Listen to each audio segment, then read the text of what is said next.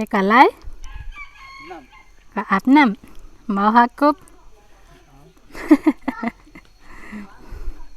เดี๋ยวเราจะไปดูพี่แสงอาบน้ำนะคะ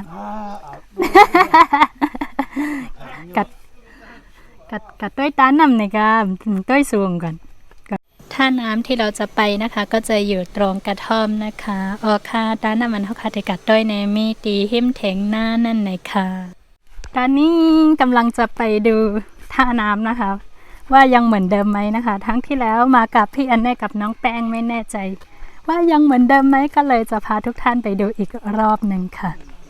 ใครใจเยอะสูบัลลังมาคินนกใจเยอะมาคินนกกันน่ะใจเยอะมันตึกส้มนะ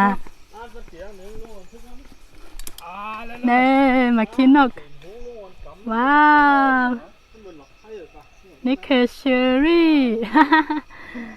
ถ้าหากว่าลูกแบบนี้ยังไม่สุกนะคะต้องเป็นสีดำสีแดงดำถึงจะสุกค่ะ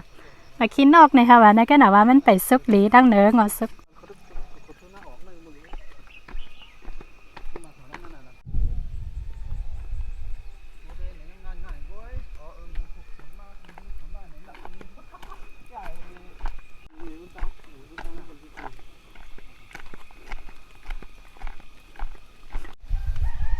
ไปดูที่ท่าน้ำท่าอาบน้ำที่นี่คือท่าอาบน้ำของผู้หญิงนะคะที่ได้เป็นตาอาบน้ำนั่งยิ่งเนี่ยค่ะวะเนี่ย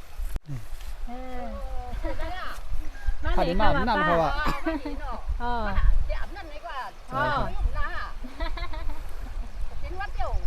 เป็นค่ะป้าเจ๊กน้ำพังค่ะน้ำเข็นชุดลงเลยฮะไรไม่หนามร่องหรอ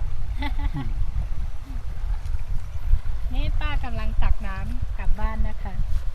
ป้าได้เด็กๆนำมาค่ะเมื่อกินค่ะป้าน้ำกินน้ำเจ๊กดีอะไรท่านล่ะน้ำกินอ่ะอ๋อหนาน้ำหมูชิ้นไข่นี่ไงนั่นน่ะที่ไหนกินไหนพวกข้าวในมาวันไหนอ๋อพวกข้าวคือพวกน้องไงที่น้ำหมูชิ้นไข่ที่ไหนกินอ่ะโอ้ยมันเป็นทางค่ะป้ากินทางกินน้ำหมูที่ไหนนั่นไปไหนที่น้ำ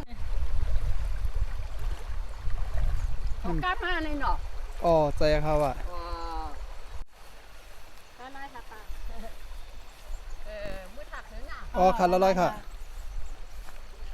อันนี้เป็นตาลน้ำจามเป็นห้องว่าตาลน้ำจามเลยค่ะวันนี้นี่นะคะเรียกว่าชื่อน้ำท่าน้ำจามที่นี่ก็จะเป็นท่าอาบน้ำผู้หญิงส่วนข้างบนก็จะเป็นท่าอาบน้ำผู้ชายเดี๋ยวพาไปดูท่าอาบน้ำผู้ชายนะคะถ้าเป็นตอนเย็นก็จะไม่กล้าพาไปเพราะว่าผู้ชายเยอะตอนนี้ไม่มีใครนอกจากพี่แสงก็เลยกล้าพาทุกท่านไปดูนะคะ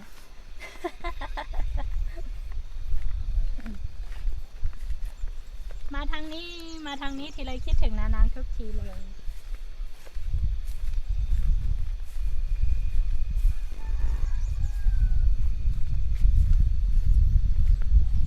มาด้านในปอกเลยก็ใจถึงนานางดัดสิเมื่อไรจะไล่เมื่อนานาง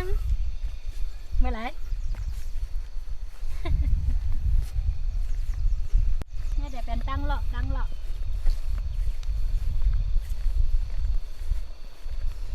ที่ก้นใจอาบเนี่ยเป็นตีโคเนี่ยค่ะจ้านั่งเลย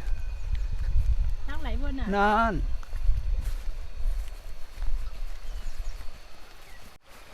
ก็ดูน่ารักมากเลย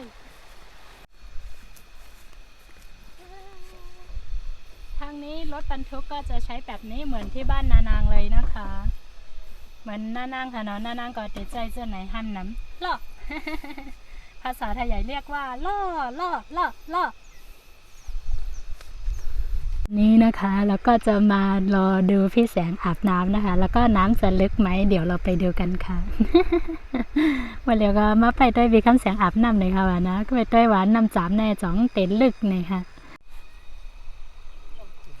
น้ำโคนเนอะแลบลึกก็เยอะจ้ะ ฮ่าฮ่าฮ่าเป้งหัวเขาฮะเลยเขาหยอเป้งแองเป้งอกนี่นะ มีน้ำตามาถูบัวเข้าผลเลย อ๋อ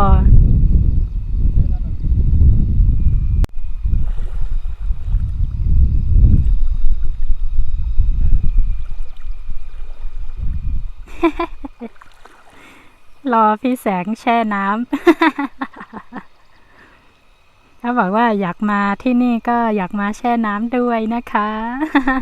มาดีในกระเดกใครมาเจนนำแหนี่ค่ะวะนะยันว่าอยู่น้ำร้านมันมีตีเจนนำ เจ๊กาหาต้องพาหาดีกว่า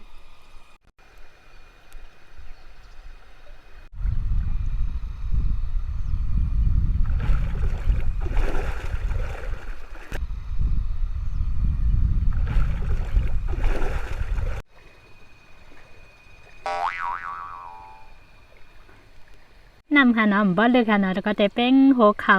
มอกะนาเองก็ค่ะว่าค่าฝนได้ก็ลึกในค่ะว่ะ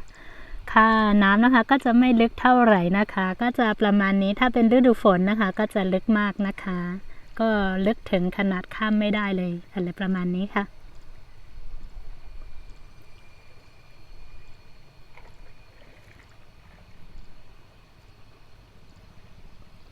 สุหาสังอันนั้น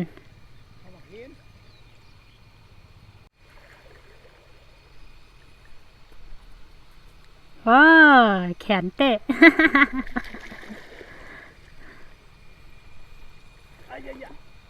เฮียงอ่ะ มันขุนนะเนาะมันหันหัง ตั้งใจเลย nhá mày nhá tụm mày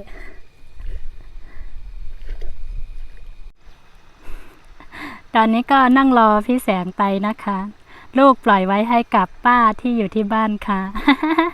เมื่อเร็วลูกก็ปล่อยไว้ปันปลาอยู่ที่เฮิรนนี่ค่ะ หลักมาตัวนำ ใครล่วงหูค่ะนะก็หนาว่าเขาว่าแม่ลูกอ่อนว่าเล่นน้ำเนี่ยค่ะว่าลูกอ่อนซ้ำแต่เป็นวัดไหนย่อนนั่นแหละพัดลงเล่นค่ะ จริงๆโมอยากจะเล่นน้ำด้วยนะคะ เพียงแต่ว่าเขาบอกว่าเวลามีเด็กทารกใช่ไหมคะก็ยังจะเล่นไม่ได้เพราะว่าเด็กดื่มนมแม่ ถ้าหากแม่เป็นอะไรลูกก็จะเป็นด้วยอย่างนี้โมก็เลยต้องนั่งรออย่างเดียวค่ะจังเกียวจังเกียว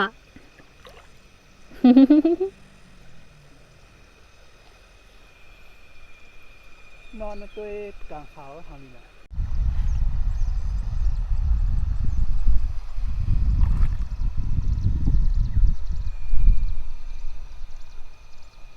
ค่ายหมอนคักในก็จะเป็นคักเอาโถเน่านะคะโถเน่าในฝนได้หัดตกเยาวก็ค่ะเนาะมาเร็วก็ฟังเด็กแหลดไหมในเพิ่นก็อันกันเอาโถเน่าค่ะอันผูกข้ามนำก็จะเป็นหมักเขือหมอกไหววันหมักวันไหวค่ะเนาะเขาอันกันแต่ด้วยติซุ่มด้วยว่าเดมีอีสัง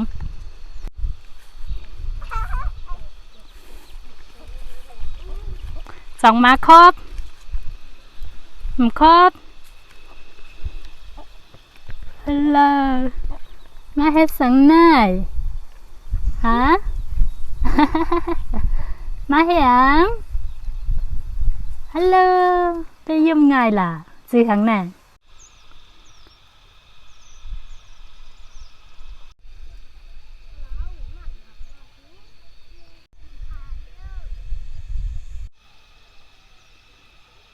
โอ้แคมดีค่ะเนาะ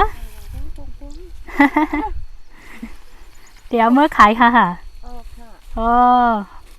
เอามาพูกวันกัดค่ะนะเนาะเฮ้ยว่าหนึ่งเป็ดให้ไหนขายกาหือค่ะ ไข่มัดค่ะ อ๋อ 5 ปาก 3 มัด ห้าปาก3 มัดโอ้ ตัวปลาคุณคิดเรือหมูสา แจวปอปลาก้นเก็บฮะ สภาวะ พรุ่งนี้จะเป็นตลาดบ้านลีนะคะวันลีก็เลยมาเก็บถั่วเพื่อที่จะไปขายวันพรุ่งนี้ค่ะแต่ได้มาขายกัดวันลีเมื่อพกในค่ะโถยาวหางดีน้อยถ้าในเดี๋ยวพกโถยาวหมักเขือข้าวกาดหมักไหววันค่ะเนาะ เรือค่ะ หมักไหววันในผูกขายค่ะจังหือค่ะ เปิ้ ปิ้นว่าเฮ็ดน้ำมันนี่ค่ะว่าในเฮา อ๋อ นี่ค่ะ อ๋อน้ำมันแคมเนาะใส่อ๋อน้ำมันหมักไว้วันแคมอ๋อใส่ค่ะอย่าว่าแต่ผกไว้ขายเนี่ยแก้วผกไว้เฮ็ดน้ำมัน อ๋อสังหันเลย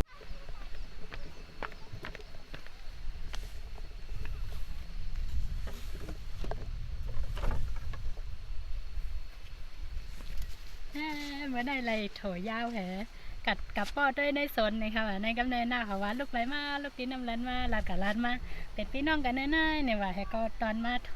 ยาวค่ะ เขาบอกว่าคุยไปคุยมาเป็นญาตินะคะเขาก็เลย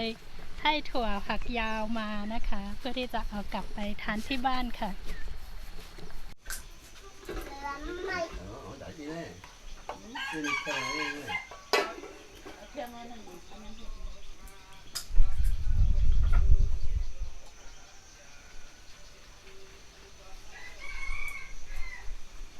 กินในร่มดีแกค่ะเนาะไก่หมักมองมาฮัลโหลว้าวฮัลโหลใครกินเสียเอาเงินอ่ะ ย้อนลุกเลย ดูสิเอาไว้ไว้ โอ้ยไว้ทางหลังดิว้าวเยอะมากเดูเยอะมากแล้วก็น่าอร่อยมากค่ะแน่นอน จำมือมึงอย่า เน่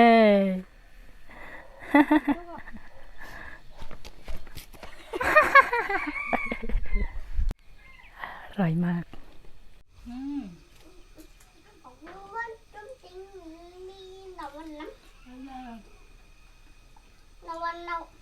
นี่น้ำไว้บ้างเนี่ย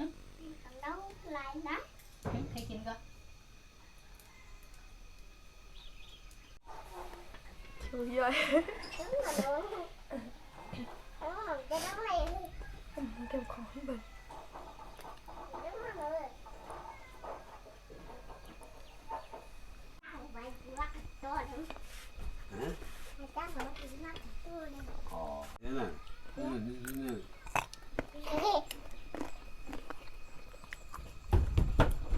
เขียวนะได้เขียวภายในนะ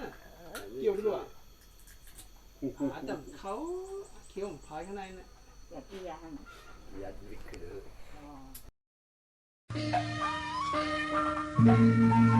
อ